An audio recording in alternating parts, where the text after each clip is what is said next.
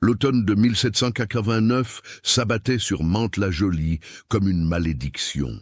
Les feuilles mortes tournoyaient dans les rues pavées, portées par un vent glacial qui venait de Paris, à 40 kilomètres de là, chargé des échos lointains de la Révolution. Les cloches de la collégiale Notre-Dame sonnaient les heures avec une mélancolie qui semblait annoncer la fin d'un monde.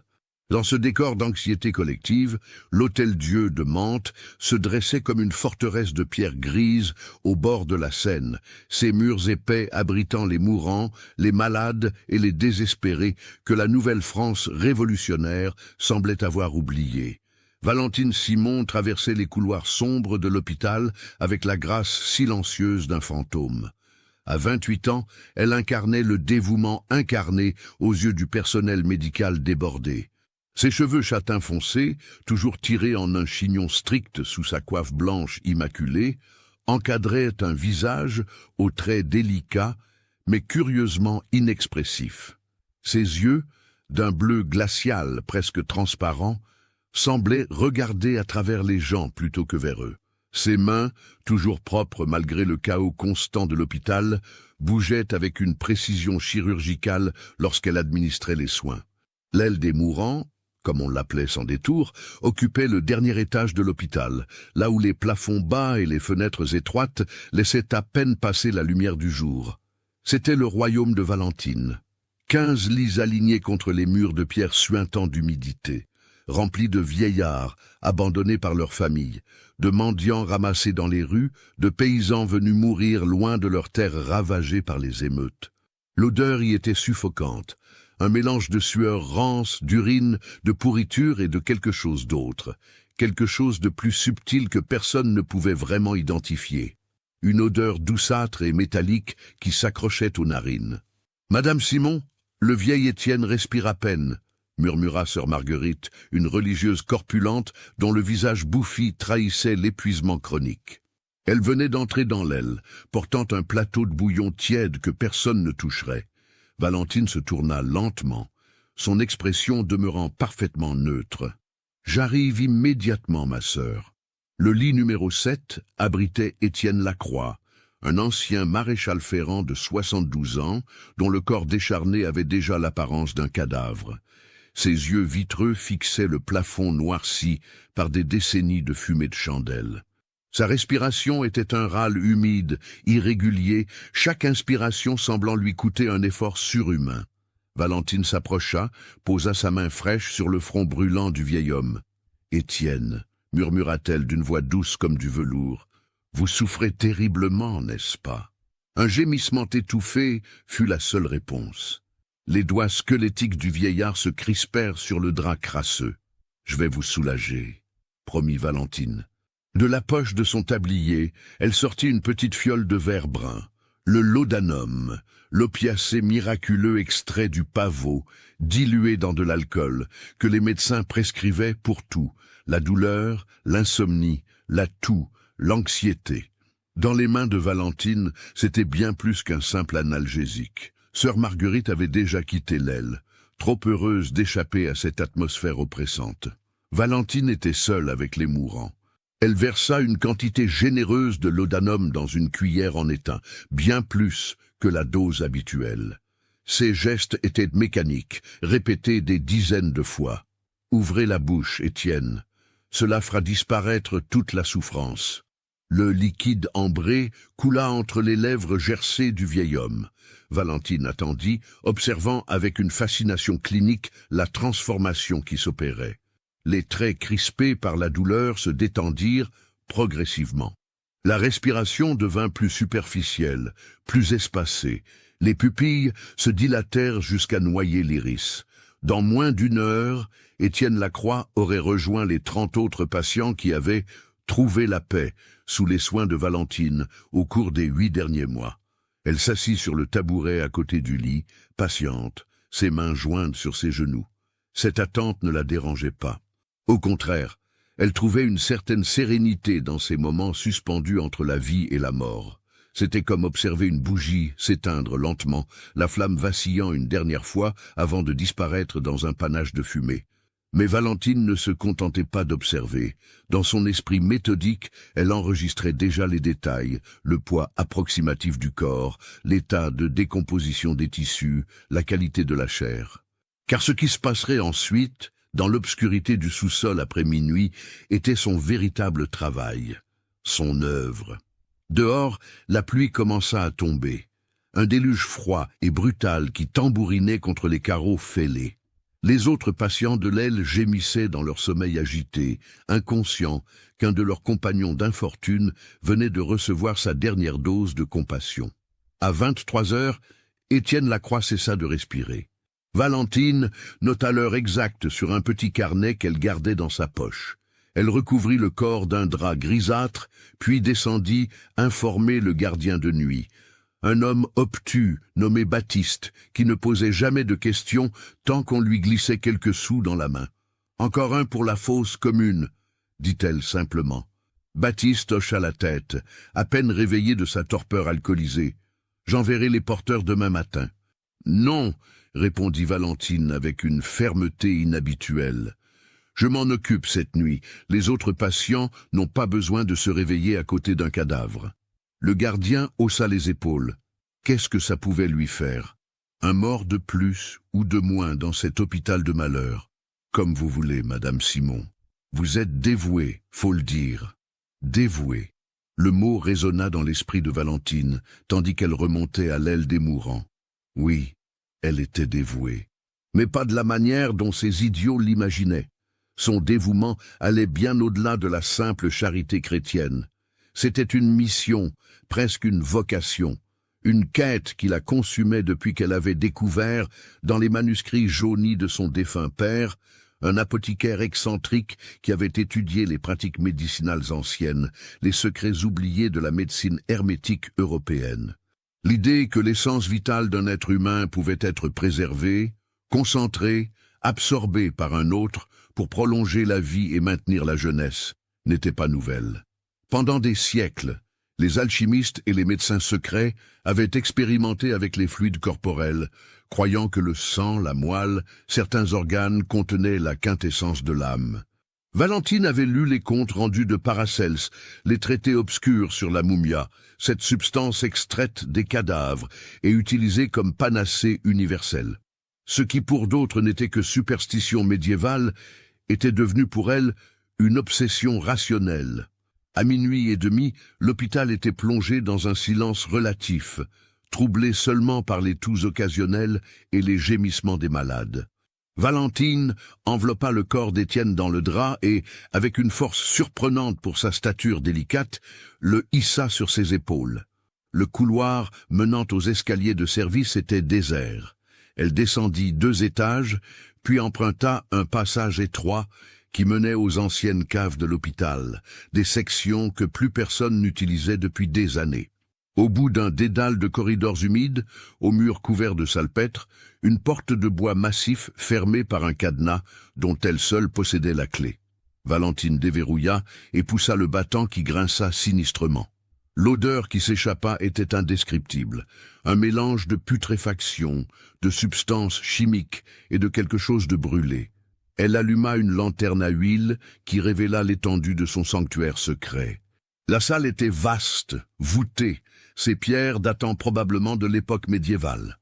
Contre les murs, des étagères chargées de bocaux en verre contenant des liquides de différentes couleurs, certains clairs comme de l'eau, d'autres épais et bruns, quelques-uns d'un rouge profond presque noir. Des étiquettes manuscrites indiquaient des dates et des initiales. Au centre de la pièce trônait une table en bois massif, tachée de substances séchées, que la lumière tremblante de la lanterne faisait briller comme de la laque sombre. Valentine déposa le corps d'Étienne sur la table. Elle retira son tablier et enfila une longue blouse de toile qu'elle réservait à ces moments. Puis, avec des gestes d'une précision troublante, elle commença son rituel. D'abord, l'extraction du sang. Elle avait appris à localiser les principales artères et veines, à les inciser avec précision pour drainer le maximum de fluide vital. Le sang s'écoulait dans un large récipient en céramique placé sous la table. Pendant ce temps, Valentine murmurait des phrases qu'elle avait mémorisées dans les anciens grimoires, des formules en latin médiéval qui n'avaient probablement aucun pouvoir réel, mais qui lui donnaient l'impression de participer à quelque chose de plus grand, de plus ancien qu'elle-même. Sanguis vitae essentia animae perme renascatur. Ensuite venait l'extraction de la moelle osseuse des os longs, fémur et humérus principalement. Cette étape était plus laborieuse, nécessitant l'usage d'une scie et d'un maillet. Le bruit résonnait dans la cave, mais Valentine savait que personne ne viendrait. Qui oserait s'aventurer dans ces profondeurs à une heure pareille? Les organes vitaux étaient prélevés ensuite, le cœur, les reins, le foie. Valentine avait développé une technique de dessiccation rapide, utilisant du sel et des herbes qu'elle se procurait au marché. Ces organes séchés étaient ensuite réduits en poudre fine dans un mortier. Le processus complet prenait près de 3 heures. Lorsque Valentine avait terminé, il ne restait du corps d'Étienne Lacroix qu'un squelette partiellement décharné qu'elle rangeait soigneusement dans un renfoncement du mur, derrière une pile de vieux linge moisi. Il y avait déjà 27 autres squelettes dans cette cachette, certains réduits à des ossements blanchis, d'autres encore partiellement momifiés par l'air sec de la cave. Dans des fioles soigneusement étiquetées, Valentine conservait maintenant l'essence d'Étienne. Son sang mélangé à du laudanum et à diverses teintures formait un élixir qu'elle consommerait au cours des prochaines semaines. La moelle osseuse, riche en graisse et en substances vitales selon ses lectures, était dissoute dans de l'alcool fort. Les poudres d'organes étaient mélangées à du miel et du vin, créant une sorte de thériaque personnel. Valentine croyait fermement, avec la conviction délirante d'un esprit brillant mais tordu, que chaque dose absorbée lui transférait un fragment de l'énergie vitale du défunt, que sa jeunesse, sa vitalité, son acuité mentale étaient préservées grâce à cette pratique. À 28 ans, elle avait l'apparence d'une femme de 20 ans. Sa peau restait lisse, ses yeux clairs, son corps vigoureux. Dans son esprit, c'était la preuve irréfutable que sa méthode fonctionnait. La réalité était bien différente. Valentine Simon souffrait de ce que les aliénistes commençaient à peine à identifier comme une forme grave de monomanie, une obsession délirante qui déformait sa perception du monde. Sa jeunesse apparente était simplement le fruit de bons gènes et d'une vie relativement saine, mais son esprit, incapable d'accepter la banalité de la mortalité humaine, s'était réfugié dans cette croyance pseudo-scientifique qui justifiait ses actes monstrueux. Avant de quitter sa cave, Valentine but une petite gorgée de son dernier élixir, celui fabriqué à partir de la vieille Geneviève Arnaud, décédée 3 jours plus tôt. Le liquide était amer, métallique, avec un arrière-goût de décomposition, que le laudanum ne parvenait pas entièrement à masquer. Elle grimaça légèrement, puis sentit une chaleur se répandre dans son corps. Dans son esprit dérangé, c'était l'énergie vitale de Geneviève qui fusionnait avec la sienne. Elle remonta à l'étage, se lava méticuleusement les mains et le visage dans l'eau froide d'une bassine, puis retourna à l'aile des mourants. Le lit numéro 7 était vide maintenant, le matelas de paille déjà préparé pour le prochain occupant. Demain, elle inscrirait dans le registre « Étienne Lacroix, décédé de cachexie terminale, corps transféré à la fosse commune ». Un mensonge de plus parmi des dizaines d'autres.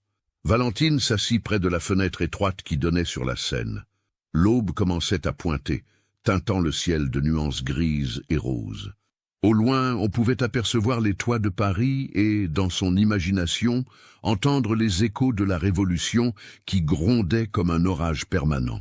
La France changeait, le monde ancien mourait. Dans ce chaos, qui se soucierait de quelques vieillards disparus dans un hôpital de province, elle ouvrit son carnet et nota « Numéro 28, Étienne L. Qualité satisfaisante, extraction complète ». Puis elle referma le carnet et le glissa dans sa poche, juste au moment où sœur Marguerite entrait pour la relève du matin. « Mon Dieu, Valentine, vous n'êtes pas rentrée chez vous? Vous allez vous épuiser. » Valentine sourit faiblement, un sourire qui n'atteignait jamais ses yeux. « Les malades ont besoin de nous, ma sœur. Le sommeil peut attendre. » Sœur Marguerite secoua la tête avec admiration. « Vous êtes une sainte, Valentine, une véritable sainte, une sainte. » Si seulement elle savait. Valentine détourna le regard vers la fenêtre, observant les premières lueurs du jour chasser les ombres de la nuit. Dans quelques heures, un nouveau patient arriverait pour occuper le lit numéro 7. Le cycle continuerait. Sa mission continuerait. Car dans l'esprit torturé de Valentine Simon, elle n'était pas une meurtrière. Elle était une pionnière, une exploratrice des frontières entre la vie et la mort, une héritière des anciens alchimistes qui cherchaient l'immortalité. Les mourants dont elle accélérait le départ étaient condamnés de toute façon. Elle ne faisait qu'abréger leur souffrance tout en préservant quelque chose de leur existence. C'était, dans sa logique perverse, un acte de miséricorde suprême. Mais les ombres s'allongeaient à l'hôtel-dieu de Mantes. Des rumeurs commençaient à circuler parmi le personnel. Trop de décès dans l'aile de Valentine, trop de corps disparus sans trace, des murmures de fantômes dans les couloirs, de présence dans les caves. Et bientôt, très bientôt, quelqu'un viendrait poser les questions que Valentine redoutait depuis le début. La tempête approchait. Mais pour l'instant, dans la lumière grise de l'aube, Valentine Simon était encore intouchable, protégée par le chaos d'une époque où la mort était si omniprésente qu'un cadavre de plus ou de moins ne faisait aucune différence. Ou du moins, c'est ce qu'elle croyait. D'où me suivez-vous? Laissez un commentaire. Le 15 octobre 1789, un cabriolet boueux s'arrêta devant le portail de l'hôtel-dieu de Mantes. Le cocher, un homme bourru au visage tanné par le vent, descendit pour ouvrir la portière. Une jeune femme en sortit, tenant fermement une petite valise en cuir écorné. Elle avait 22 ans, mais son visage pâle et ses yeux cernés lui donnaient l'apparence de quelqu'un qui avait vieilli prématurément. Elle s'appelait Adélaïde Beaumont, et elle arrivait de Vendée, cette région de l'ouest de la France, qui commençait déjà à s'embraser dans une guerre civile, qui allait bientôt devenir l'un des chapitres les plus sanglants de la Révolution. Adélaïde avait fui les massacres, les villages incendiés, les champs rougis de sang où républicains et royalistes s'entretuaient avec une sauvagerie primitive. Sa famille, des petits propriétaires terriens sympathisant des idées révolutionnaires, avait été décimée lors d'un raid nocturne mené par une bande de paysans enragés qui les accusaient d'être des traîtres.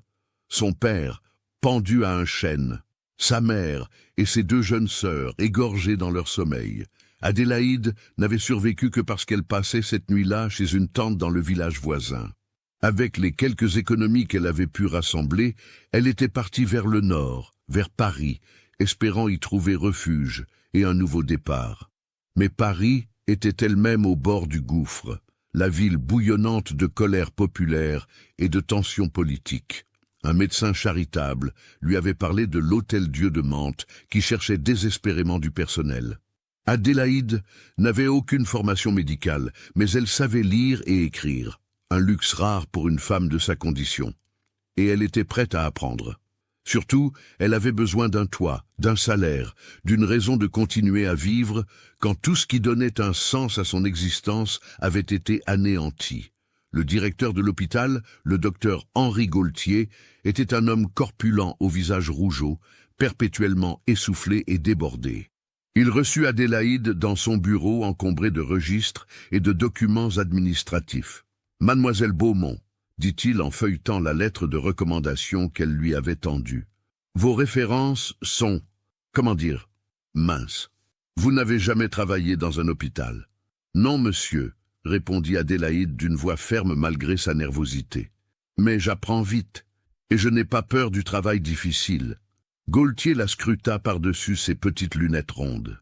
Il voyait une jeune femme maigre, vêtue d'une robe simple mais propre, avec des cheveux blonds tirés en arrière et des yeux verts qui, malgré la fatigue, brillaient d'une détermination farouche. Il soupira. Avec le chaos actuel, il ne pouvait pas se permettre d'être trop exigeant. La moitié de son personnel avait fui vers des destinations plus sûres, et ceux qui restaient étaient épuisés jusqu'à la moelle. « Très bien, dit-il finalement.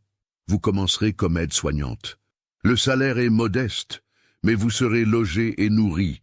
Vous travaillerez sous la supervision de nos infirmières les plus expérimentées. Merci, monsieur le docteur, répondit Adélaïde, un soupir de soulagement lui échappant.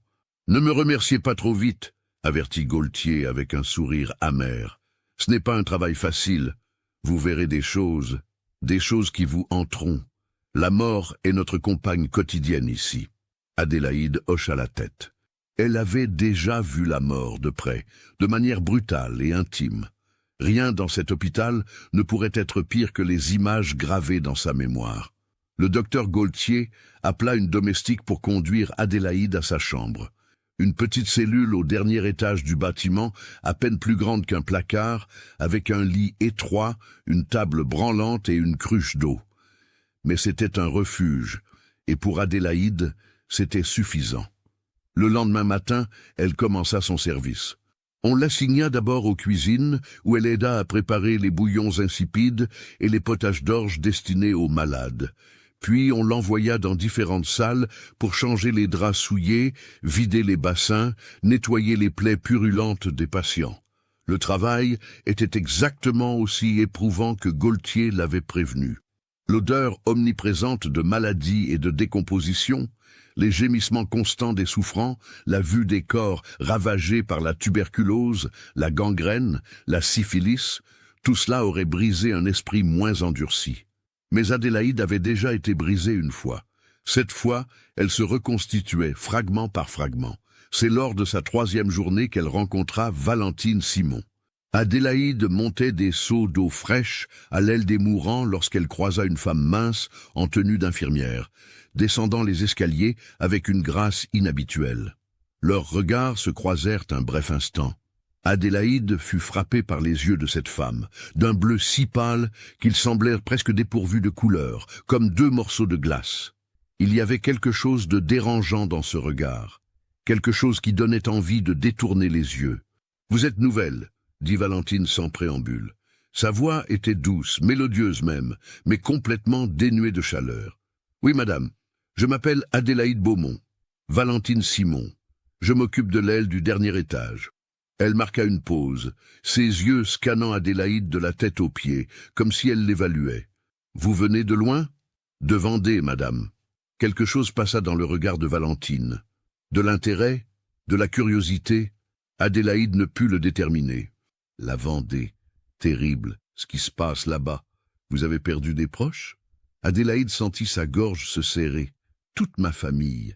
Valentine hocha lentement la tête, comme si cette information la satisfaisait d'une certaine manière. La mort nous accompagne tous en ces temps troublés. Ici, à l'hôpital, nous apprenons à l'accepter, à la comprendre. Elle se rapprocha légèrement, et Adélaïde remarqua une odeur étrange émanant d'elle, quelque chose de chimique et de douceâtre, masqué par du parfum de lavande. Peut-être un jour travaillerez-vous avec moi. J'ai besoin d'une assistante, quelqu'un de fiable.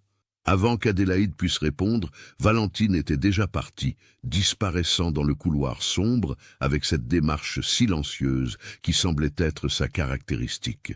Les jours suivants, Adélaïde entendit parler de Valentine Simon à plusieurs reprises. Les autres employés de l'hôpital en parlaient avec un mélange de respect et de malaise. « Madame Simon est extraordinaire », disait sœur Marguerite. « Elle ne quitte jamais son poste. Elle est là jour et nuit. » Mais une jeune aide-soignante nommée Thérèse chuchotait autre chose. Il y a quelque chose d'étrange chez elle. Vous avez remarqué comme elle ne sourit jamais vraiment. Et tous ces patients qui meurent dans son aile. Les malades meurent partout dans cet hôpital, rétorqua une autre infirmière. C'est la nature même de notre travail. Oui, mais pas à ce rythme, insista Thérèse. Mon cousin a été porteur ici il y a quelques mois. Il m'a dit qu'il transportait au moins 3 ou 4 corps par semaine, rien que de l'aile de Madame Simon. C'est inhabituel. Adélaïde écoutait ces conversations sans y participer, mais les paroles s'imprimaient dans son esprit. Après ce qu'elle avait vécu en Vendée, elle avait développé un instinct particulier pour détecter le danger, une sorte de 6e sens qui lui avait permis de survivre. Et quelque chose dans Valentine Simon activait ce même instinct. 2 semaines après son arrivée, on demanda à Adélaïde de porter des médicaments à l'aile des mourants. C'était la fin de l'après-midi, et la lumière automnale filtrait faiblement à travers les fenêtres étroites, projetant des ombres allongées sur les murs de pierre. Valentine était là, assise à côté d'un lit où gisait une vieille femme squelettique, la peau tendue sur les os comme du parchemin jauni. « Ah, Adélaïde !» dit Valentine en levant les yeux. « Posez les fioles sur la table. » Adélaïde s'exécuta, mais au lieu de partir immédiatement, elle resta près de l'entrée, observant Valentine.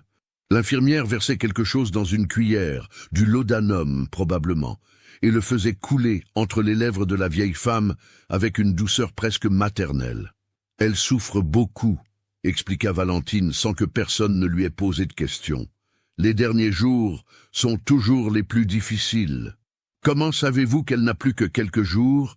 demanda Adélaïde, surprise de sa propre audace. Valentine tourna vers elle son regard de glace. « L'expérience. Après tant d'années à côtoyer la mort, on apprend à reconnaître ses signes avant-coureurs. » Elle se leva, rangeant la fiole de laudanum dans sa poche. « Vous êtes curieuse, Adélaïde.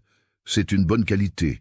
Ou dangereuse, selon les circonstances. » Le ton de Valentine n'était pas menaçant, mais il y avait quelque chose dans sa manière de prononcer ces mots qui fit frissonner Adélaïde. Elle marmonna une excuse et quitta rapidement l'aile.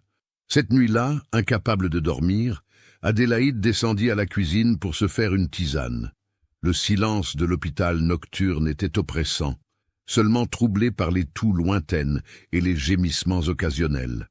Alors qu'elle remontait vers sa chambre, une tasse fumante à la main, elle aperçut une silhouette au bout du couloir du 2e étage. C'était Valentine, portant quelque chose enveloppé dans un drap. La charge semblait lourde, car même Valentine, malgré sa force apparente, avançait avec difficulté. Elle se dirigeait vers les escaliers qui menaient aux caves. Adélaïde se plaqua contre le mur, son cœur battant la chamade. Qu'est-ce que Valentine pouvait bien transporter à cette heure? Et pourquoi vers les caves? L'instinct de survie d'Adélaïde lui criait de retourner dans sa chambre, de fermer la porte et de ne jamais poser de questions.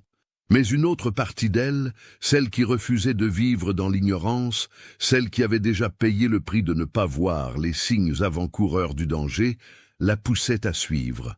Elle attendit que Valentine disparaisse dans la cage d'escalier, puis, pieds nus pour ne faire aucun bruit, elle commença à la suivre. Chaque marche grinçait faiblement sous son poids. La lumière de la lanterne de Valentine dansait sur les murs humides, créant des ombres monstrueuses. Adélaïde devait rester suffisamment loin pour ne pas être vue, mais suffisamment près pour ne pas perdre sa trace. Elles descendirent bien plus bas que les caves ordinaires. Adélaïde n'avait même pas conscience que l'hôpital possédait des niveaux si profonds. L'air devenait de plus en plus froid et humide, chargé d'odeurs de moisissure et d'autres choses qu'elle ne pouvait identifier. Soudain, la lumière de la lanterne s'immobilisa. Adélaïde se figea, retenant son souffle. Elle entendit le cliquetis d'une clé dans une serrure, puis le grincement d'une porte s'ouvrant. La lumière disparut à l'intérieur. Adélaïde attendit quelques instants, qui lui parurent des heures. Puis, rassemblant tout son courage, elle avança jusqu'à la porte entr'ouverte. À travers la fente, elle pouvait voir une partie de la salle illuminée par la lanterne de Valentine. Ce qu'elle vit lui glaça le sang dans les veines. Valentine déposait son paquet sur une grande table au centre de la pièce. Elle défit le drap, révélant le corps nu d'une vieille femme, celle-là même à qui Valentine administrait du laudanum quelques heures plus tôt. Le cadavre était déjà raide, la peau cirée sous la lumière tremblante. Mais ce n'était pas la présence du corps qui horrifia Adélaïde. C'était ce qui se trouvait autour, les étagères chargées de bocaux remplis de liquide sombre, les instruments chirurgicaux disposés méthodiquement sur une table adjacente. Et surtout, dans un renfoncement du mur que la lanterne éclairait partiellement, l'accumulation de formes blanches qui ne pouvaient être que des os, des squelettes humains, empilés comme du bois de chauffage. Adélaïde porta une main à sa bouche pour étouffer un cri. Son corps entier tremblait, elle voulait fuir, courir aussi loin que possible, mais ses jambes refusaient de lui obéir. Valentine commença son rituel. Adélaïde, paralysée par l'horreur et une fascination morbide, ne pouvait détacher son regard de la scène. Elle vit Valentine inciser les artères du cadavre avec une précision chirurgicale, laissant le sang s'écouler dans un récipient. Elle l'entendit murmurer des phrases en latin, comme une prière ou une incantation. Elle la vit utiliser des outils pour extraire des organes, les placer dans des bocaux, les traiter avec des substances chimiques. C'était un cauchemar éveillé, une vision d'enfer que son esprit refusait d'accepter comme réelle. Mais c'était réel, terriblement, indubitablement réel. Adélaïde ne sut jamais combien de temps elle resta là, figée dans l'obscurité du couloir, à observer ce spectacle monstrueux. Ce fut seulement lorsque Valentine commença à ranger ses instruments qu'Adélaïde réalisa qu'elle devait partir immédiatement avant que l'infirmière ne sorte et ne la découvre. Elle remonta les escaliers aussi silencieusement et rapidement que possible, son cœur cognant si fort qu'elle craignait qu'on ne l'entende dans tout l'hôpital. Elle atteignit sa chambre, claqua la porte et la verrouilla, puis s'effondra sur son lit, tremblante et en sueur. Que venait-elle de voir? Valentine Simon était... À quoi? Une meurtrière? Une folle, une sorte de sorcière pratiquant des rituels impies. Adélaïde se souvenait des rumeurs sur les disparitions de patients, les murmures sur le nombre élevé de décès dans l'aile de Valentine. Ce n'était pas de simples coïncidences. C'était une série de meurtres méthodiques, suivis de profanation, cannibalisme. Le mot résonna dans l'esprit d'Adélaïde. Cannibale. Valentine Simon était une cannibale, une dévoreuse de chair humaine, déguisée en infirmière charitable. Adélaïde passa le reste de la nuit éveillée, recroquevillée dans son lit, sursautant au moindre bruit. Qu'allait-elle faire? Qui pourrait-elle prévenir? Le docteur Gaultier? Les autorités? Mais qui la croirait? Elle n'était qu'une nouvelle employée sans expérience, tandis que Valentine était une infirmière respectée depuis des années. Si Adélaïde l'accusait sans preuve, c'est elle qui serait considérée comme folle. Et puis, il y avait autre chose. Si Valentine découvrait qu'Adélaïde savait, qu'est-ce qui l'empêcherait de faire d'elle sa prochaine victime? À l'aube, Adélaïde avait pris une décision. Elle devait rassembler des preuves irréfutables, qui ne pourraient être ignorées ou balayées. Elle devait infiltrer le monde secret de Valentine, comprendre l'étendue de ses crimes, puis frapper au moment opportun. C'était dangereux, peut-être même suicidaire. Mais Adélaïde avait appris en Vendée que face à la barbarie, le silence était complice. Elle avait survécu au massacre pour une raison. Peut-être était-ce pour cela, pour arrêter cette monstruosité avant que d'autres innocents ne disparaissent dans le ventre de la bête. Lorsque le matin vint et qu'Adélaïde descendit pour son service, Valentine était déjà là, dans le réfectoire, buvant tranquillement une tisane. Leurs regards se croisèrent. « Bien dormi, Adélaïde ?» demanda Valentine avec un sourire léger qui ne toucha pas ses yeux glacés. « Oui, merci » mentit Adélaïde, forçant sa voix à rester stable. Valentine inclina légèrement la tête, comme si elle évaluait la sincérité de cette réponse. Parfait, le docteur Gaultier m'a demandé de vous prendre comme assistante. Vous commencerez à travailler avec moi cet après-midi. Le monde sembla s'arrêter autour d'Adélaïde. Travailler avec Valentine, être à ses côtés dans cette aile de la mort, sachant ce qu'elle faisait dans les profondeurs de la nuit. Je serai honoré, réussit-elle à articuler. Valentine se leva, posant sa tasse vide. Je l'espère.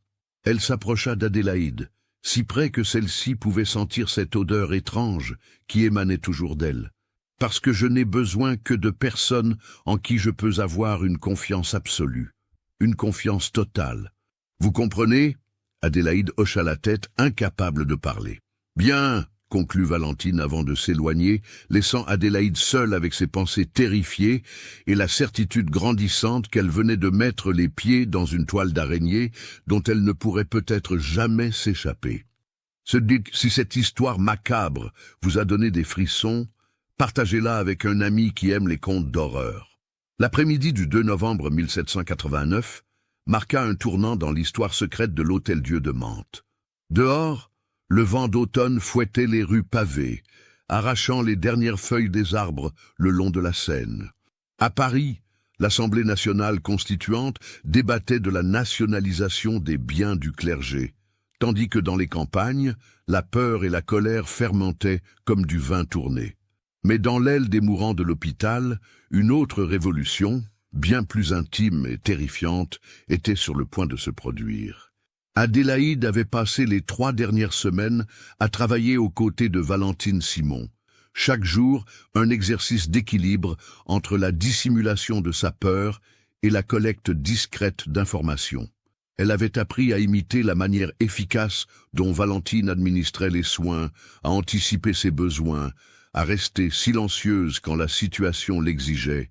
Mais surtout, elle avait commencé à comprendre les patterns, les cycles qui régissaient les meurtres de Valentine. Un nouveau patient mourait environ tous les 4 à 5 jours. Toujours des vieillards, toujours en phase terminale de maladies diverses. Valentine attendait généralement la nuit, quand l'hôpital était le plus calme, pour leur administrer la dose fatale de laudanum.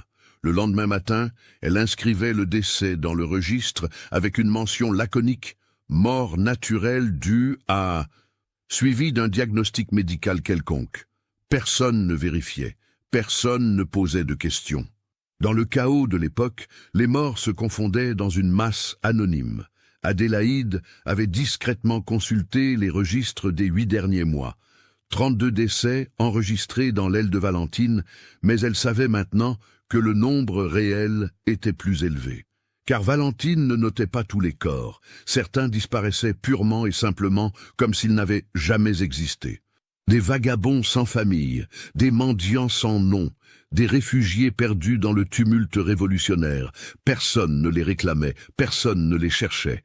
Mais il y avait un problème croissant que même Valentine ne pouvait plus ignorer. Les squelettes s'accumulaient dans sa cave secrète. Adélaïde avait réussi à retourner discrètement dans les profondeurs lors d'une autre nuit, profitant d'un moment où Valentine était occupée à l'étage avec une urgence médicale. Ce qu'elle avait découvert avait confirmé ses pires craintes. Les ossements de près de 30 personnes s'entassaient dans ce caveau morbide, certains encore couverts de lambeaux de chair momifiée. L'odeur de décomposition était insupportable, même pour quelqu'un d'habitué aux puanteurs de l'hôpital. Et puis il y avait les bocaux, des centaines de bocaux sur les étagères remplis de substances organiques en divers états de préservation.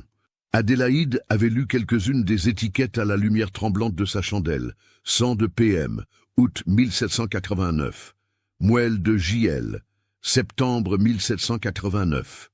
Tissu cardiaque de FR, octobre 1789. Une pharmacopée de l'horreur, un inventaire minutieux de cannibalisme méthodique. Ce que Adélaïde cherchait, c'était une preuve tangible qu'elle pourrait présenter aux autorités. Un document, un témoignage, quelque chose qui lierait irréfutablement Valentine à ses crimes. Mais Valentine était méticuleuse. Elle ne laissait rien au hasard. Ses notes personnelles, si elle en tenait, devaient être cachées quelque part. C'est alors qu'Adélaïde se souvint d'un détail. Dans la cave, il y avait un petit bureau dans un coin, partiellement dissimulé derrière une armoire. Lors de sa première visite, elle n'avait pas eu le temps de l'explorer. Il fallait qu'elle y retourne. L'occasion se présenta le 2 novembre, justement. C'était le jour des morts, une fête normalement marquée par les prières et les visites au cimetière. L'hôpital était exceptionnellement calme, beaucoup d'employés ayant obtenu quelques heures de congé pour rendre hommage à leurs défunts. Valentine elle-même devait assister à une réunion avec le docteur Gaultier et plusieurs administrateurs pour discuter des besoins croissants en médicaments. Adélaïde saisit sa chance. Elle attendit que Valentine quitte l'aile, puis se glissa rapidement vers les escaliers menant aux caves.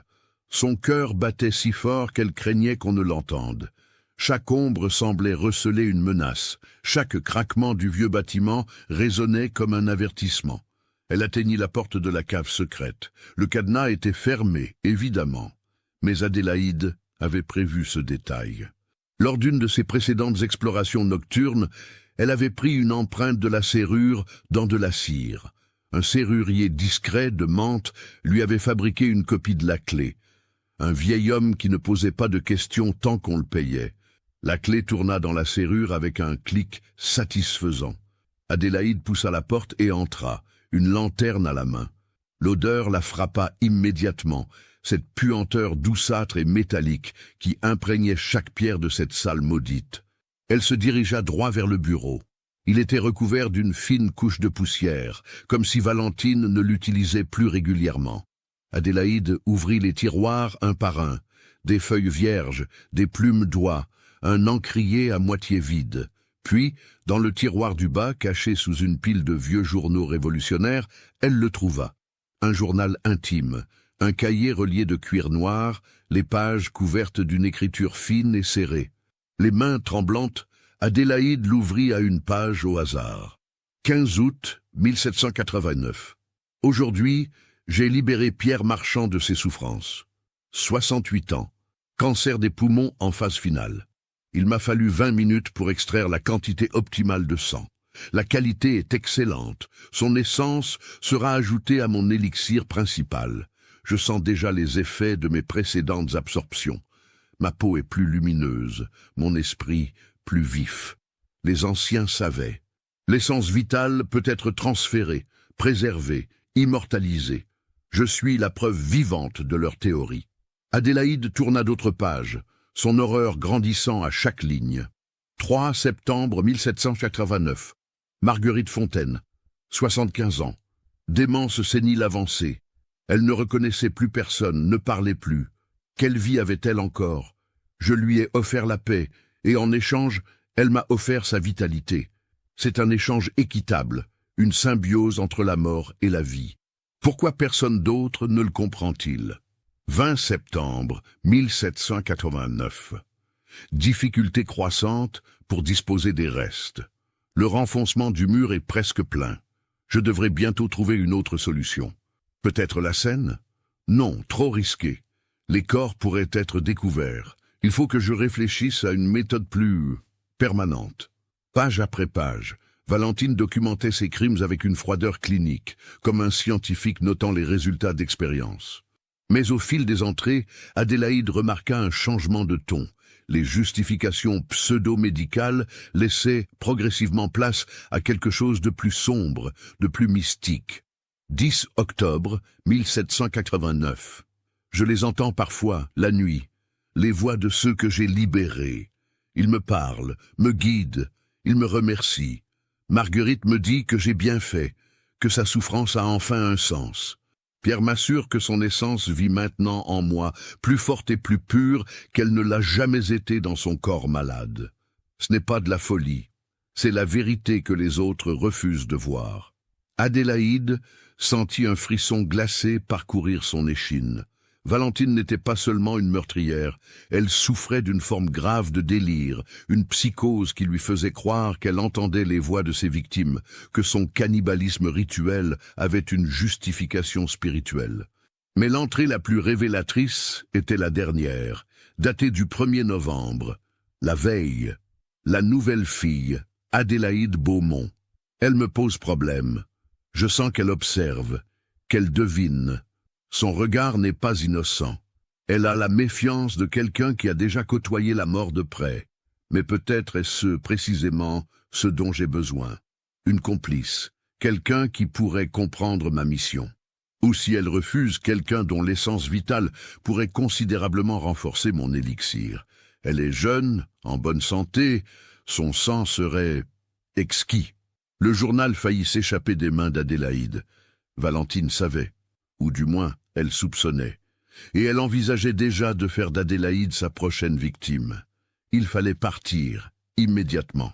Prendre ce journal et fuir vers la première autorité disponible. Mais Adélaïde savait que cela ne suffirait pas. Un journal pouvait être contesté, considéré comme un faux. Elle avait besoin de preuves physiques, de témoins, d'une confrontation directe. C'est alors qu'elle entendit le bruit. Des pas dans l'escalier. Quelqu'un descendait. La panique envahit Adélaïde. Elle referma rapidement le journal et le remit dans le tiroir exactement comme elle l'avait trouvé. Puis, elle se cacha derrière l'armoire, éteignant sa lanterne, retenant sa respiration. La porte s'ouvrit. La lumière d'une autre lanterne illumina la salle. Valentine entra, mais elle n'était pas seule. « Je vous assure, docteur Gaultier, que mes méthodes sont parfaitement orthodoxes, » disait-elle d'une voix calme et assurée. Le docteur Gaultier suivait, essoufflé par la descente. « Je ne mets pas en doute votre compétence, Valentine, mais ces rumeurs, 30 décès en 8 mois dans votre aile, c'est inhabituel. Les patients que l'on m'assigne sont en phase terminale, répliqua Valentine. C'est précisément parce qu'ils sont mourants qu'ils sont placés sous ma responsabilité.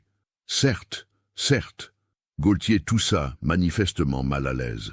Mais certains employés prétendent avoir entendu des bruits étranges, provenant des caves la nuit. Et il y a cette odeur.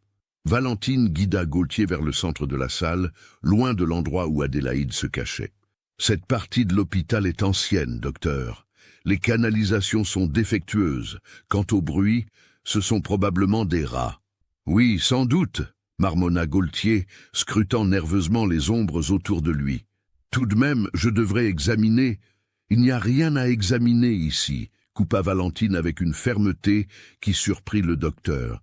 Mais si vous insistez, je peux vous montrer mes registres. Chaque décès est documenté, chaque traitement justifié. Gaultier semblait tiraillé. D'un côté, son devoir médical lui commandait d'investiguer. De l'autre, Valentine était son infirmière la plus fiable, et il avait désespérément besoin d'elle. Très bien. Montrez-moi ces registres. Si tout est en ordre, nous n'en parlerons plus. Ils quittèrent la salle, refermant la porte derrière eux. Adélaïde attendit plusieurs minutes, son corps tremblant de tous ses membres. Elle avait failli être découverte. Et elle venait de comprendre quelque chose d'essentiel. Les soupçons commençaient à se répandre. Valentine était sous surveillance, même si cette surveillance était encore timide. C'était maintenant ou jamais. Adélaïde devait agir avant que Valentine ne se débarrasse des preuves, ou avant qu'elle ne s'en prenne à Adélaïde elle-même. Elle sortit de sa cachette, ralluma sa lanterne et s'approcha des étagères de bocaux. Elle en prit 3, choisissant ceux dont les étiquettes étaient les plus explicites. Puis elle se dirigea vers le renfoncement où s'entassaient les squelettes. Avec un courage qu'elle ne se connaissait pas, elle prit un crâne humain, preuve indéniable de la présence de cadavres. Enveloppant ces objets macabres dans un sac de toile qu'elle avait apporté, Adélaïde quitta la cave aussi vite et silencieusement qu'elle le put. Elle remonta les étages, le cœur cognant, s'attendant à chaque instant à voir surgir Valentine. Elle atteignit sa chambre sans encombre et cacha le sac sous son lit. Puis elle s'assit, essayant de calmer sa respiration frénétique et de réfléchir à ses prochaines actions. Le commissaire de police de Mantes-la-Jolie s'appelait Jacques Roussel, un homme d'une 50aine d'années, aux manières brusques mais au regard intelligent. Adélaïde le trouva à son bureau ce soir-là, examinant des rapports sur les troubles dans la région. « Monsieur le commissaire », commença Adélaïde d'une voix qu'elle s'efforçait de garder ferme, « je dois vous signaler un crime terrible qui se commet à l'Hôtel-Dieu. » Roussel leva les yeux de ses papiers, l'air à la fois intrigué et sceptique. « Un crime? De quelle nature? Meurtre, multiples meurtres et profanation de cadavres. » L'expression du commissaire se durcit. « Ce sont des accusations graves, mademoiselle. Sur quoi se fondent-elles » Adélaïde déposa le sac sur le bureau. « Sur ses preuves. » Lorsque Roussel ouvrit le sac et découvrit son contenu, son visage devint livide. Il saisit l'un des bocaux, lisant l'étiquette avec une horreur croissante. Puis il examina le crâne, ses doigts tremblant légèrement. « Bon Dieu, murmura-t-il, d'où viennent ces objets ? D'une cave secrète sous l'hôpital. Une infirmière nommée Valentine Simon y dissèque les corps de ses victimes et conserve leurs organes. » Adélaïde prit une profonde inspiration. Elle les tue avec des overdoses de laudanum, puis utilise leurs restes pour fabriquer des élixirs qu'elle consomme. Elle croit que cela lui permet d'absorber leur essence vitale. Roussel fixa Adélaïde avec incrédulité. « Vous êtes sérieuse ? » ?»« Mortellement sérieuse, monsieur le commissaire. J'ai vu les squelettes d'au moins 30 personnes dans cette cave.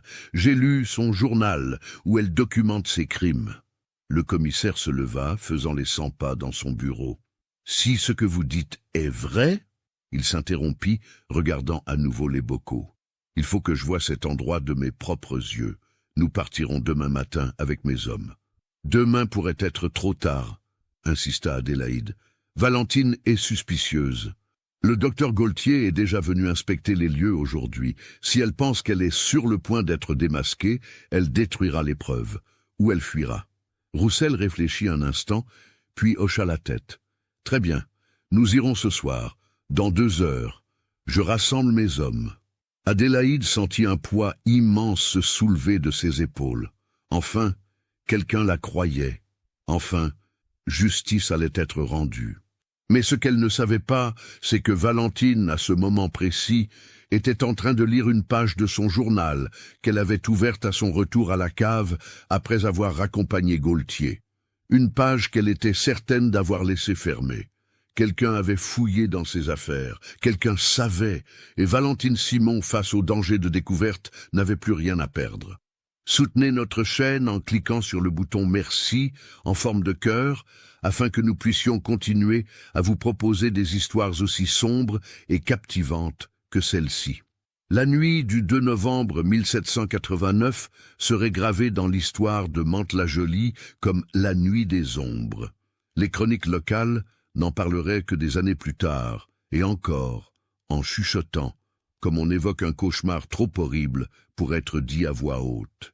Mais pour ceux qui la vécurent, cette nuit fut l'incarnation même de la terreur, un moment où les frontières entre la civilisation et la barbarie se dissolvèrent complètement. Adélaïde était retournée à l'hôpital après sa visite au commissaire Roussel, espérant agir normalement jusqu'à l'arrivée de la police. Mais dès qu'elle franchit le seuil de l'Hôtel-Dieu, elle sentit que quelque chose avait changé. L'atmosphère était lourde, oppressante, comme si l'air lui-même était chargé d'électricité avant un orage. Valentine était dans l'aile des mourants, mais elle n'effectuait aucun soin. Elle était simplement assise près de la fenêtre, le regard perdu dans l'obscurité du dehors. Lorsqu'elle entendit Adélaïde entrer, elle se tourna lentement. Son expression était indéchiffrable, mais ses yeux bleus glacial, brillaient d'une lueur étrange, presque fébrile. « Adélaïde, » dit-elle doucement, « j'espérais que vous reviendriez. » Quelque chose dans le ton de Valentine fit frissonner Adélaïde. « Je devais finir mon service. » Bien sûr. Valentine se leva avec cette grâce silencieuse qui lui était propre. « Dites-moi, Adélaïde, croyez-vous en la destinée, en l'idée que certaines rencontres ne sont pas accidentelles ?» Adélaïde recula imperceptiblement vers la porte. « Je ne sais pas, Madame Simon. Appelez-moi Valentine. Après tout, nous sommes proches maintenant. » Elle fit un pas vers Adélaïde. « Vous êtes différente des autres. Je l'ai su dès notre première rencontre. Vous avez regardé la mort en face, n'est-ce pas? En Vendée. Vous avez vu ce dont les humains sont capables quand ils abandonnent leur masque de civilité. C'était de la barbarie, murmura Adélaïde, sa main cherchant discrètement la poignée de la porte derrière elle. De la barbarie, répéta Valentine avec un sourire énigmatique, ou de l'honnêteté. Nous sommes tous des prédateurs, Adélaïde. Certains chassent pour la nourriture, d'autres pour le pouvoir, d'autres encore pour l'immortalité. Elle s'approcha encore. « Vous étiez dans ma cave aujourd'hui. » Le sang d'Adélaïde se glaça. « Je ne mentais pas. » La voix de Valentine restait douce.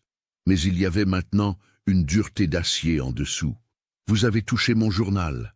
Vous avez pris des choses qui m'appartiennent. » Ses yeux se plissèrent. « Où sont mes bocaux, Adélaïde ?» Adélaïde saisit la poignée, mais avant qu'elle ne puisse l'ouvrir, Valentine bondit avec une vitesse inhumaine.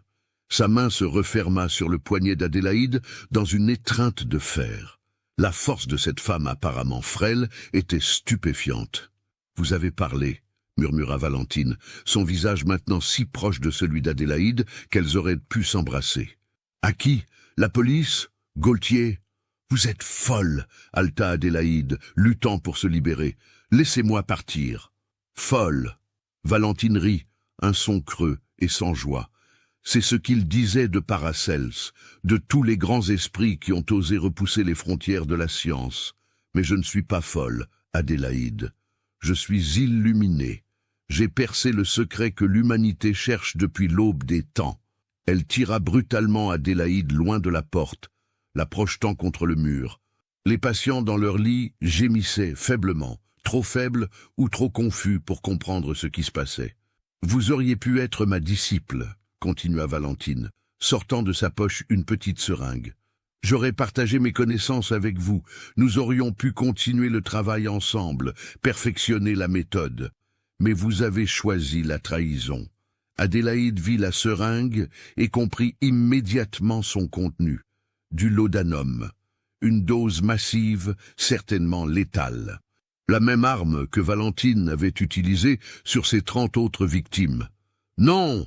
Adélaïde repoussa Valentine avec toute la force du désespoir. Elles luttèrent, renversant une table de médicaments dans un fracas de verre brisé. Valentine était plus forte, plus expérimentée dans le combat, mais Adélaïde avait l'énergie de la survie. La seringue tomba et roula sous un lit. Les deux femmes la cherchèrent des yeux simultanément. Valentine fut la plus rapide, plongeant pour la récupérer. Mais Adélaïde saisit un chandelier sur une étagère et l'abattit sur la tête de Valentine. Le coup résonna dans la salle. Valentine s'effondra, étourdie, du sang coulant d'une coupure sur son front. Adélaïde ne perdit pas de temps. Elle courut vers la porte, l'ouvrit et dévala les escaliers en hurlant « Au secours! À l'aide !» Son cri réveilla tout l'hôpital. Des portes s'ouvrirent, des têtes apparurent. Baptiste, le gardien de nuit, émergea de sa loge en titubant, encore à moitié endormi. « Qu'est-ce qui se passe ? » « Valentine Simon, elle a essayé de me tuer, elle est la meurtrière !» Derrière Adélaïde, elle entendit des pas rapides. Elle se retourna et vit Valentine en haut des escaliers, le visage couvert de sang, la seringue à la main, ses yeux brillants d'une lueur démente. « Vous ne comprenez pas !» cria Valentine à l'assemblée grandissante d'employés stupéfaits. « Elle va tout détruire, mon œuvre, des années de recherche. Cette femme est une meurtrière !» hurla Adélaïde. Elle tue les patients et dissèque leurs corps dans les caves. Un murmure horrifié parcourut la foule. Le docteur Gaultier, réveillé par le tumulte, apparut en robe de chambre. Que signifie tout ceci? Avant que quiconque ne puisse répondre, Valentine descendit les escaliers lentement, comme dans une transe. « Ils étaient déjà morts, » dit-elle d'une voix étrangement calme. « Ou mourants, je ne leur ai fait aucun mal. Je les ai libérés de la souffrance. Et j'ai préservé leur essence. C'est de la science, de la vraie science. »« Mon Dieu !» murmura Gaultier, son visage devenant blanc comme un linge. « Valentine, qu'as-tu fait ?» Ce qui devait être fait. Valentine avait maintenant atteint le bas des escaliers. Elle regardait autour d'elle, constatant que toutes les issues étaient bloquées par la foule. « Vous ne pouvez pas comprendre, aucun d'entre vous. Vous êtes trop limités. » C'est alors que la porte principale de l'hôpital s'ouvrit avec fracas. Le commissaire Roussel entra, accompagné de 6 gendarmes armés de mousquets. « Valentine Simon, vous êtes en état d'arrestation pour suspicion de meurtre. » Valentine regarda les gendarmes, puis Adélaïde, puis à nouveau les gendarmes. Une expression étrange passa sur son visage, ni peur ni colère, mais quelque chose qui ressemblait presque à de la résignation. « Vous voulez des preuves ?» dit-elle soudain. « Je vais vous en donner, suivez-moi. » Et avant que quiconque ne puisse la retenir, Valentine se mit à courir, non pas vers les sorties, mais vers les escaliers menant aux caves. Les gendarmes la poursuivirent, suivis par Roussel, Gaultier, Adélaïde et une partie du personnel de l'hôpital, tous formant une procession cauchemardesque descendant dans les profondeurs. Valentine les mena directement à sa cave secrète. Elle ouvrit la porte elle-même, son visage maintenant étrangement serein, presque illuminé. « Voici mon sanctuaire, mon laboratoire, le lieu où j'ai accompli ce que les alchimistes cherchaient depuis des siècles. » La lumière des lanternes révéla l'horreur dans toute son ampleur. Les bocaux sur les étagères, le renfoncement rempli de squelettes, la table tachée de sang, les instruments chirurgicaux. L'odeur était tellement insupportable que plusieurs personnes vomirent immédiatement. « Seigneur tout-puissant !» murmura Roussel, son visage verdâtre. « C'est un charnier. »« Non !» insista Valentine. « C'est un temple dédié à la conquête de la mort elle-même. Elle s'approcha de ses étagères, caressant les bocaux avec une tendresse presque maternelle. Chacun d'eux vit encore en moi. Leurs essences sont préservées, immortalisées. Grâce à eux, je ne vieillirai jamais. Je ne mourrai jamais. Tu es complètement folle, murmura Gaultier, les larmes coulant sur ses joues. Valentine, comment as-tu pu? Parce que j'ai osé, répondit Valentine en se tournant vers lui. Parce que j'ai regardé au-delà des conventions morales absurdes. La mort n'est qu'un passage, une transformation. J'ai simplement appris à canaliser cette transformation. Roussel fit un signe à ses hommes. Arrêtez-la. Mais au moment où les gendarmes s'avançaient, Valentine saisit l'une de ses fioles les plus grandes sur l'étagère. Un liquide épais et rouge sombre, son élixir principal, fabriqué à partir du sang de dizaines de victimes, mélangé au laudanum et à diverses substances chimiques. « Et si je ne peux pas avoir l'immortalité, dit-elle calmement, alors je rejoindrai ceux que j'ai libérés. » Avant que quiconque ne puisse l'arrêter, elle porta la fiole à ses lèvres et but d'un trait. Le laudanum agit rapidement. En quelques secondes, les jambes de Valentine se dérobèrent sous elle. Elle s'effondra sur le sol de pierre, des convulsions secouant son corps. Gaultier se précipita vers elle, essayant de la stabiliser, mais il était déjà trop tard. La dose était massive, bien plus que ce qu'un corps humain pouvait supporter. Les yeux de Valentine, ces yeux de glace qui avaient observé tant de morts avec détachement, fixèrent le plafond. Ses lèvres bougèrent, formant des mots inaudibles. Adélaïde, malgré toute l'horreur qu'elle ressentait, se pencha pour entendre. « Il m'appelle », murmura Valentine, un sourire étrange sur ses lèvres. « Tous, il m'appelle. Enfin, je vais comprendre. » Puis ses yeux se fixèrent, son corps cessa de trembler, et Valentine Simon, l'infirmière cannibale de l'Hôtel-Dieu de Mantes, mourut sur le sol de sa propre chambre d'horreur, entourée des restes de ses victimes. Le silence qui suivit fut absolu. Personne n'osait parler. Ils étaient tous là, témoins d'une folie qui dépassait l'entendement humain, d'un mal qui s'était caché sous le masque de la compassion. Ce fut Roussel qui brisa finalement le silence. « Faites venir un médecin légiste. Et des ouvriers, il faut identifier ces pauvres âmes. » Il regarda Adélaïde. « Vous, mademoiselle Beaumont, vous avez fait preuve d'un courage remarquable. Sans vous, cette monstruosité aurait continué. » Mais Adélaïde ne se sentait pas courageuse. Elle se sentait vidée, brisée par ce qu'elle avait découvert. Elle regarda le corps de Valentine, cette femme qui avait cru pouvoir vaincre la mort en la dévorant, et ne ressentit ni triomphe ni soulagement. Seulement une tristesse immense pour toutes les vies perdues, pour toutes les âmes consumées par l'obsession d'une seule personne. Les gendarmes commencèrent à sécuriser la scène. On fit sortir tout le monde, sauf le commissaire et le médecin légiste. Alors que Adélaïde remontait les escaliers avec les autres, elle jeta un dernier regard en arrière. Dans la lumière tremblante des lanternes, la cave ressemblait vraiment à un tombeau. Un tombeau où Valentine Simon s'était enterrée elle-même, pierre après pierre, crime après crime, jusqu'à ce qu'il ne reste plus aucune issue. La chasse était terminée. Mais les échos de cette nuit résonneraient pendant des années. Le procès de Valentine Simon, ou plutôt le procès post-mortem de ses crimes, puisque l'accusée elle-même avait échappé à la justice terrestre, débuta le 20 novembre 1789. Mais il ne ressemblait à aucun procès ordinaire. Comment juger une morte? Comment punir quelqu'un qui s'était déjà infligé la sentence ultime? L'affaire devint rapidement un casse-tête juridique et politique pour les nouvelles autorités révolutionnaires. Le comité révolutionnaire local, fraîchement formé et anxieux de démontrer sa compétence, décida de mener une enquête approfondie. Non seulement pour identifier les victimes, mais aussi pour comprendre comment une telle monstruosité avait pu se produire pendant si longtemps sans être détectée. Car c'était là la véritable question qui hantait les esprits. Pendant 8 mois, une femme avait assassiné méthodiquement des dizaines de personnes au cœur d'une institution médicale, et personne n'avait vu, personne n'avait su, ou plutôt, personne n'avait voulu voir. L'enquête révéla une vérité dérangeante. Les signes avaient toujours été là. Le nombre anormalement élevé de décès dans l'aile de Valentine, les rumeurs parmi le personnel, les bruits dans les caves, les disparitions inexpliquées. Mais dans le chaos de la Révolution, dans un hôpital débordé et sous-financé, dirigé par un docteur épuisé et un personnel réduit, ces signaux d'alarme avaient été ignorés, rationalisés, minimisés. Le docteur Henri Gaultier fut interrogé pendant des heures. Il émergea de ces interrogatoires un homme brisé, vieilli de 10 ans en quelques semaines. Je savais qu'elle était intense, avait-il admis, les larmes aux yeux. Mais elle était si compétente, si dévouée. Je me disais que son dévouement compensait son caractère étrange.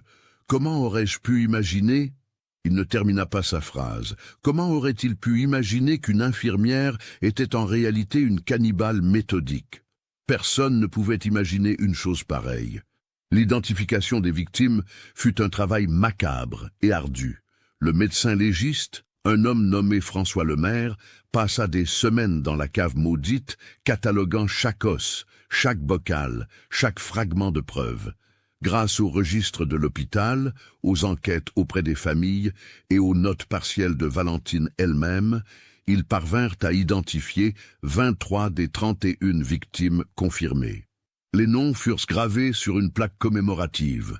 Étienne Lacroix, maréchal Ferrand, Marguerite Fontaine, couturière, Pierre Marchand, boulanger, Geneviève Arnaud, sans profession, et 19 autres, des vies ordinaires, des gens qui avaient eu le malheur d'être vieux, malades, seuls, au mauvais endroit et au mauvais moment. 8 victimes ne purent jamais être identifiées. C'étaient probablement des vagabonds, des réfugiés fuyant les troubles, des gens sans famille ni attache que personne ne viendrait réclamer. Ces anonymes furent enterrés dans une fosse commune au cimetière de Mantes, sous une simple croix portant l'inscription « Aux victimes inconnues, que Dieu accueille leurs âmes ». Quant au corps de Valentine elle-même, il posa un problème théologique et pratique. Pouvait-on enterrer une cannibale en terre consacrée? L'Église locale, déjà affaiblie par les réformes révolutionnaires qui confisquaient ses biens, refusa catégoriquement.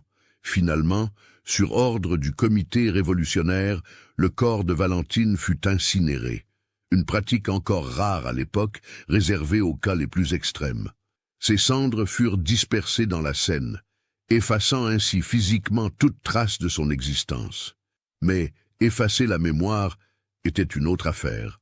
Pour Adélaïde Beaumont, les semaines qui suivirent la découverte furent une épreuve d'une nature différente. Elle devint instantanément célèbre, ou plutôt infâme. La jeune femme qui démasqua l'infirmière cannibale. C'est ainsi que les journaux révolutionnaires de Paris titraient leurs articles sensationnalistes. Des gravures, la représentant souvent de manière inexacte et dramatisée, circulaient dans les cafés et les marchés. Adélaïde détestait cette notoriété. Elle avait voulu sauver des vies, pas devenir une curiosité publique. Les gens la regardaient dans les rues avec un mélange de fascination morbide et de malaise, comme si elle portait elle-même la souillure des crimes qu'elle avait révélés. Le commissaire Roussel lui offrit une recommandation élogieuse et une somme d'argent en récompense de son courage civique. Le comité révolutionnaire voulait faire d'elle un symbole, la vigilance citoyenne triomphant de la corruption cachée. Mais Adélaïde refusa poliment toute cérémonie publique. Elle voulait juste retrouver une vie normale, ou du moins aussi normale que possible, après avoir regardé dans l'abîme. Elle démissionna de l'Hôtel-Dieu. Comment aurait-elle pu continuer à travailler là, à marcher dans ces couloirs hantés par les fantômes de 31 victimes? Le bâtiment lui-même semblait souillé, imprégné d'une malédiction invisible. D'ailleurs, de nombreux membres du personnel démissionnèrent également. Certains par culpabilité, d'autres par simple horreur. L'aile des mourants fut fermée pendant plusieurs mois, le temps de tout nettoyer, de tout désinfecter. Mais même après sa réouverture, les patients refusaient d'y être placés. Les rumeurs de fantômes et de malédictions se répandirent.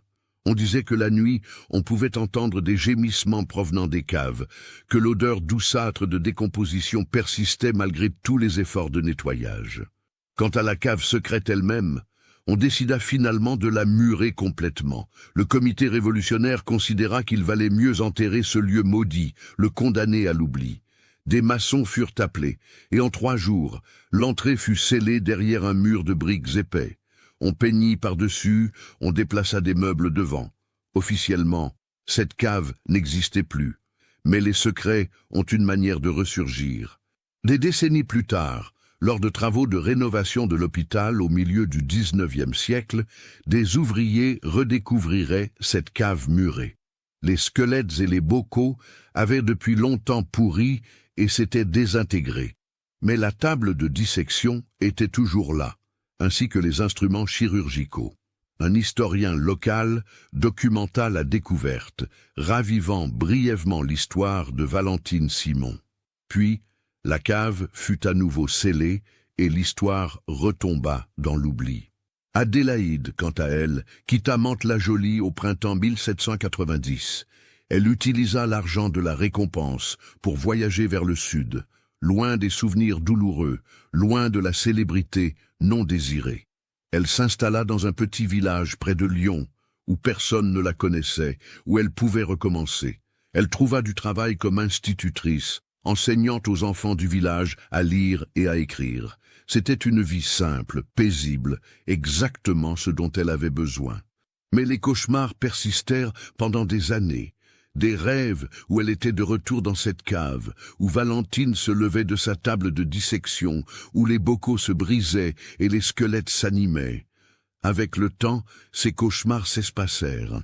La mémoire humaine est résiliente, elle filtre, elle atténue, elle cicatrise. Adélaïde finit par se marier, un menuisier local, un homme simple et bon qui ne connaissait rien de son passé. Elle eut 2 enfants, une fille et un garçon. Elle vieillit tranquillement, enseigna pendant 40 ans, fut respectée dans sa communauté. Elle ne parla jamais de Mantes-la-Jolie, de l'Hôtel-Dieu, de Valentine Simon. Ses souvenirs étaient enfermés dans un compartiment scellé de son esprit, comme cette cave murée sous l'hôpital. Certaines choses sont trop sombres pour être partagées, même avec ceux qu'on aime. Adélaïde Beaumont mourut en 1852. À l'âge de 85 ans, entourée de sa famille. Sur son lit de mort, alors que sa conscience flottait entre ce monde et le suivant, elle murmura quelque chose que personne ne comprit vraiment. Les ombres ont enfin disparu. Peut-être voyait-elle enfin Valentine dans quelque royaume post-mortem. Peut-être trouvait-elle une réconciliation, une compréhension que la vie ne leur avait jamais permise. Ou peut-être étaient-ce simplement les divagations d'un esprit mourant, donnant un sens là où il n'y en avait pas. En France, l'histoire de Valentine Simon devint un cautionary tale, un conte moral raconté pour illustrer les dangers de l'obsession et du fanatisme pseudo-scientifique. Elle fut comparée à d'autres figures historiques sombres. Gilles de Retz, le compagnon de Jeanne d'Arc devenu tueur en série, la bête du Gévaudan, les empoisonneuses de la cour du roi Soleil. Des criminologues et des aliénistes du XIXe siècle étudièrent de son cas, essayant de comprendre sa psychologie. Était-elle une psychopathe née, une victime de trauma infantile, une monomaniaque délirante? Les théories abondaient, mais la vérité était probablement plus complexe qu'aucune explication unique ne pourrait l'encapsuler. Ce qui était certain, c'est que Valentine Simon croyait sincèrement en sa mission. Elle n'était pas une sadique qui prenait plaisir à la souffrance. Dans son esprit tordu, elle était une pionnière, une exploratrice des frontières ultimes de la vie et de la mort. Elle avait transformé sa peur de la mortalité en une quête obsessionnelle qui avait fini par la consumer complètement. L'ironie finale était évidente. En cherchant l'immortalité à travers le cannibalisme rituel, Valentine n'avait réussi qu'à précipiter sa propre mort et à s'assurer que son nom serait à jamais associé à l'horreur plutôt qu'à la science. Aujourd'hui, l'Hôtel-Dieu de Mantes-la-Jolie a depuis longtemps été démoli. À sa place se dresse un bâtiment moderne, un centre communautaire où les enfants jouent et les familles se rassemblent. Très peu de gens dans la ville moderne se souviennent de l'histoire qui s'est déroulée là. Une petite plaque discrète, installée par la Société historique locale, mentionne simplement « Sur ce site se trouvait l'Hôtel-Dieu, 1720-1820, en mémoire de tous ceux qui y souffrirent et trouvèrent refuge. » Aucune mention de Valentine Simon. Aucune mention des 31 victimes. Comme si le temps lui-même avait décidé que certaines histoires méritaient d'être oubliées. Mais l'oubli n'est jamais total. Dans les archives départementales, dans les dossiers jaunis et poussiéreux, l'histoire attend. Le rapport du commissaire Roussel, le journal de Valentine, les transcriptions des interrogatoires, les dessins anatomiques du médecin légiste. Tout est là, préservé pour les générations futures qui voudront comprendre comment une personne peut tomber si profondément dans les ténèbres. Et pour ceux qui cherchent vraiment, qui creusent suffisamment profond dans l'histoire, la leçon reste la même. Le mal ne porte pas toujours un visage monstrueux. Parfois, il porte l'uniforme blanc d'une infirmière. Parfois, il se cache derrière la façade de la compassion. Parfois, il se justifie avec les mots de la science et du progrès. La véritable horreur de Valentine Simon n'était pas tant dans ses actes, aussi terribles fussent-ils, mais dans la facilité avec laquelle elle les rationalisa.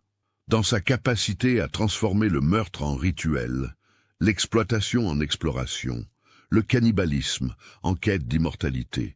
C'est cette transformation du mal en bien, du crime en mission, qui représente peut-être le danger le plus profond.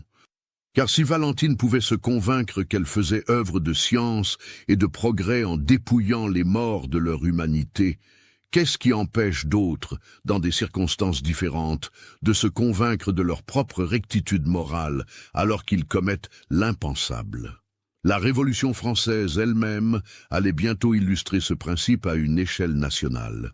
La terreur, qui débuterait quelques années après les événements de Mantes-la-Jolie, verrait des milliers de têtes tomber sous la guillotine, chaque exécution justifiée au nom de la vertu républicaine, du progrès, de la nécessité historique. Valentine Simon était d'une certaine manière un symptôme de son époque. Une époque où les anciennes certitudes s'effondraient, où les frontières entre le bien et le mal devenaient floues, où la mort était si omniprésente qu'elle en perdait presque son caractère sacré. Mais elle était aussi intemporelle. Son histoire est un avertissement qui transcende les époques et les contextes. Un rappel que la vigilance est nécessaire, que les institutions doivent être surveillées, que les signes d'alarme ne doivent jamais être ignorés par commodité ou par fatigue. Adélaïde Beaumont l'avait compris.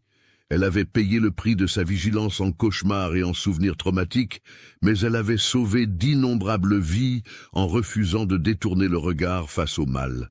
Et peut-être est-ce là le véritable héroïsme, non pas l'absence de peur, mais le courage de regarder l'horreur en face et de dire non, même quand tout le monde autour de vous ferme les yeux. Les ombres de l'Hôtel-Dieu de Mantes se sont dissipées avec le temps. La cave est scellée, les squelettes sont enterrés, les victimes sont en paix. Valentine Simon est depuis longtemps poussière, dispersée dans les eaux de la Seine, qui continue de couler, indifférente aux drames humains qui se jouent sur ses rives. Mais l'histoire demeure. Dans les archives, dans les mémoires, dans les leçons non apprises et répétées à travers les générations. Elle attend, patient rappel, que l'humanité porte en elle les graines aussi bien de la plus grande compassion que de la plus profonde cruauté.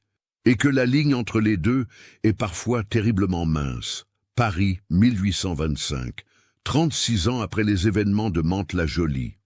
Dans un petit appartement du quartier latin, un homme âgé nommé Lucien Beaumont, le fils d'Adélaïde, triait les affaires de sa mère récemment décédée. Parmi les lettres jaunies, les livres usés et les souvenirs d'une vie bien remplie, il découvrit une boîte en bois de rose fermée par un cadenas rouillé. Il fallut plusieurs minutes pour forcer la serrure. À l'intérieur, Lucien trouva un cahier relié de cuir, quelques coupures de journaux datant de 1789 et une lettre scellée portant l'inscription « À ouvrir seulement après ma mort ». Avec des mains tremblantes, Lucien brisa le sceau et déplia les pages fragiles. C'était une lettre de sa mère, écrite de sa main élégante mais un peu tremblante. probablement rédigé dans ces dernières années. Mon cher Lucien, si tu lis ces mots, c'est que je ne suis plus de ce monde. Je t'ai caché beaucoup de choses durant ma vie, non par honte, mais par amour, pour te protéger d'un fardeau qui n'aurait jamais dû être le tien. Mais maintenant que je suis parti, je crois que tu mérites de connaître la vérité sur qui était ta mère avant de devenir ta mère. Dans ma jeunesse, j'ai été témoin d'horreurs qui ont façonné tout ce que je suis devenu. J'ai vu le mal absolu porter le masque de la compassion. J'ai appris que les monstres ne ressemblent pas toujours à des monstres. Parfois, ils ressemblent à des infirmières dévouées. Les documents dans cette boîte racontent une histoire que j'ai gardée secrète pendant plus de 50 ans. Une histoire qui s'est déroulée dans un hôpital de Mantes-la-Jolie à l'aube de la Révolution. Une histoire de folie, de meurtre et de la fine ligne qui sépare la science de la barbarie. Je ne te demande pas de faire quoi que ce soit avec ces informations. Peut-être voudras-tu les détruire, effacer cette part sombre de notre histoire familiale. Peut-être voudras-tu les préserver comme un rappel que la vigilance est le prix de la civilisation. Ce que je veux que tu saches, c'est que j'ai essayé de vivre une vie bonne après avoir vu tant de mal. J'ai essayé d'enseigner la bonté, la compassion, la vigilance à des centaines d'enfants. J'ai essayé de transformer les ténèbres que j'ai côtoyées en lumière pour les autres. J'espère avoir réussi, au moins un peu. J'espère que toi, ton frère, et tous les enfants que j'ai enseignés porteraient cette lumière dans le monde, longtemps après que mon nom sera oublié. Avec tout mon amour éternel, ta mère, Adélaïde. Lucien lut et relut la lettre, puis ouvrit le cahier. C'était un compte-rendu détaillé de tout ce qui s'était passé. Un témoignage écrit de première main par Adélaïde elle-même, probablement dans les semaines qui avaient suivi les événements. Chaque détail était là. Les soupçons initiaux, la découverte de la cave, la confrontation finale.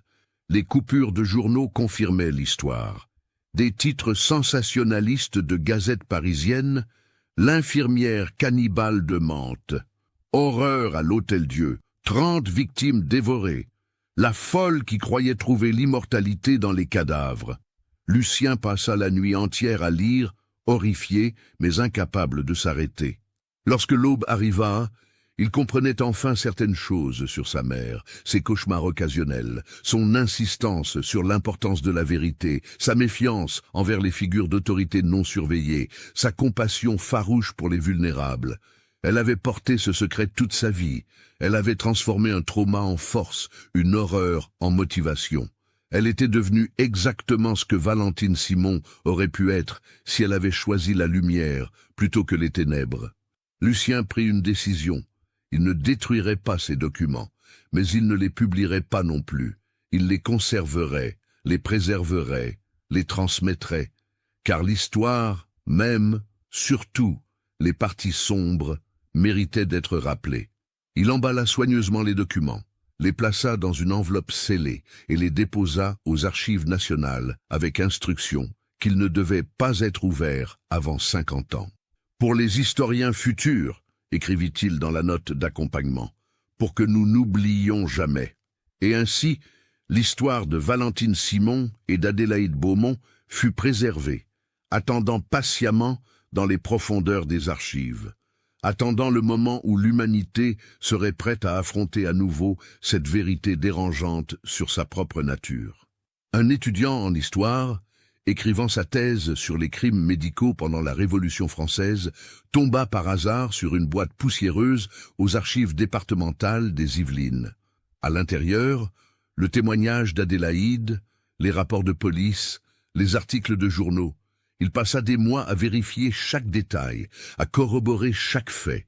L'histoire était vraie, incroyablement, horrifiantement, mais vraie. Sa thèse fit sensation dans les cercles académiques. Des conférences furent organisées, des documentaires furent produits. L'histoire de Valentine Simon ressurgit dans la conscience collective, non plus comme un conte moral vague, mais comme un cas d'étude précis sur la psychologie criminelle, sur les failles institutionnelles, sur les dangers du fanatisme pseudo-scientifique. Et Adélaïde Beaumont fut finalement reconnue, non plus comme la jeune femme qui démasqua l'infirmière cannibale, mais comme un exemple de courage civil, de refus de la complaisance, de la nécessité de témoigner même quand le témoignage est douloureux. Une petite exposition fut montée au musée de l'histoire de la médecine à Paris. Parmi les objets présentés, une copie du journal de Valentine, les rapports du médecin légiste et une photographie du XXe siècle montrant la plaque commémorative aux victimes au cimetière de Mantes. Les visiteurs passaient devant, certains horrifiés, d'autres fascinés, tous remués d'une manière ou d'une autre. Car l'histoire de Valentine Simon n'était pas juste une histoire d'horreur historique. C'était un miroir tendu à l'humanité, reflétant ses pires possibilités et ses plus grands courages. Et dans ce miroir, ceux qui regardaient vraiment pouvaient voir une vérité inconfortable, que Valentine Simon n'était pas si différente du reste d'entre nous. Elle avait commencé avec les mêmes peurs, la peur de vieillir, de mourir, de disparaître.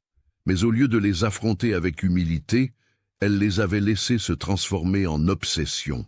Et cette obsession, nourrie par l'isolement intellectuel et l'absence de garde-fous moraux, était devenue monstrueuse. Nous portons tous en nous les mêmes peurs. Ce qui nous sépare des monstres, c'est le choix conscient et quotidien de la compassion sur la cruauté, de la vérité sur la rationalisation, de l'humilité sur l'arrogance. Adélaïde Beaumont avait fait ce choix, encore et encore, même quand cela mettait sa vie en danger. C'est ce qui faisait d'elle une héroïne, non pas parce qu'elle était exceptionnelle, mais précisément parce qu'elle était ordinaire, une jeune femme ordinaire qui avait choisi l'extraordinaire acte de ne pas détourner le regard. Et peut-être est-ce là le véritable legs de cette histoire terrible, non pas l'horreur de ce que Valentine a fait, mais l'espoir incarné par ce qu'Adélaïde a choisi. Car dans chaque époque, dans chaque société, il y aura des Valentine Simon, des personnes dont les obsessions et les délires les mèneront vers les ténèbres. Mais il y aura aussi des Adélaïde Beaumont, des personnes ordinaires qui choisiront de témoigner, de résister, de dire la vérité même quand elle est dangereuse. Le combat entre ces deux forces, la descente dans l'ombre et la lutte vers la lumière, définit l'histoire humaine. Il se joue dans les grands événements comme dans les petits choix quotidiens, dans les hôpitaux et les palais, dans les rues et les foyers. L'histoire de l'Hôtel-Dieu de Mantes nous rappelle que nous sommes tous, d'une certaine manière, des gardiens. Gardiens les uns des autres, gardiens de la vérité, gardiens de notre propre humanité face aux ténèbres qui nous tentent tous. Et que lorsque nous voyons les ombres s'allonger, lorsque nous remarquons les signes avant-coureurs du mal, nous avons le devoir sacré de ne pas détourner les yeux, de ne pas rationaliser, de ne pas minimiser, de témoigner, de résister, d'allumer une bougie plutôt que de maudire l'obscurité. C'est la leçon finale de Valentine et d'Adélaïde. C'est le message qui traverse 2 siècles et demi pour nous atteindre aujourd'hui. Les ombres sont toujours là, mais la lumière aussi. Le choix nous appartient. Qu'avez-vous pensé de l'histoire? Laissez votre commentaire ci-dessous et partagez vos réflexions sur ce cas terrifiant. Envie d'autres histoires d'horreur mêlant histoire et mystère? Abonnez-vous, activez la cloche de notification et partagez avec ceux qui aiment le côté obscur de l'humanité. À bientôt pour le prochain cauchemar.